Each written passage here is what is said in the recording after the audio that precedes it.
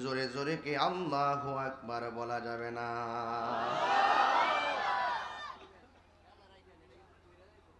ইন্নাল মাইয়িতা ইযা বুদিয়া ফি কবরিহি, যখন মাইয়িতকে কবরে রাখা হবে, ওয়া তুওয়াল্লি আনহু আসহাবুহু, যখন আপনজনরা কবরে লাশটা রেখে থাকবে, থাকবে কথা কও না, থাকবে হয়তো আল্লাহ ফিরে আসবে।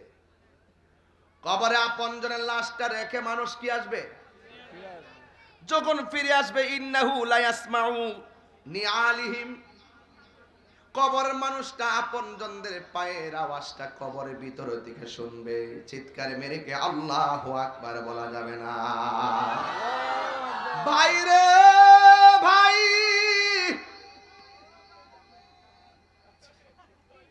কতগুলো বেয়াদব আছে এখানে। চামড়া উঠালাম কিন্তু, চামড়া বুঝো, চিনো আমাকে, আমাকে চিনো, চামড়া উঠে ফেলবো। এটা বেহেশতের বাগান।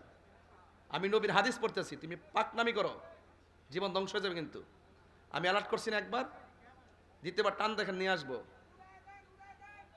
আর একবার যদি শুনে আমি চাই চলে, আমি এটা পছন্দ করি না, আমি পছন্দ করি। আমি কিন্তু বারবার বলছি, আমি ওয়াজটা ডিস্টার্ব হচ্ছে আমার তোমাদের কারণে। আপনারা কি আমার কথা মাইন্ড করতেছেন? আমি কি কোনো কোরআন শোনা বাইরে কথা বলতেছি?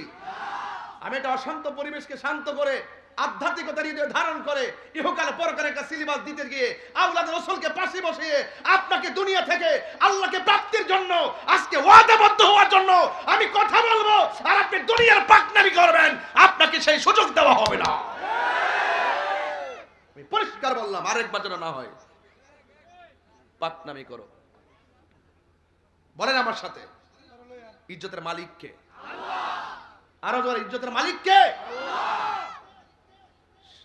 লাস্ট ওয়ার্নিং দিলাম, আপনার স্বেচ্ছাসেবক দিয়েছেন দায়িত্ব, এলোমেলো সব দিকে আপনার দাঁড়ায় থাকতে হবে। সিস্টেম কি?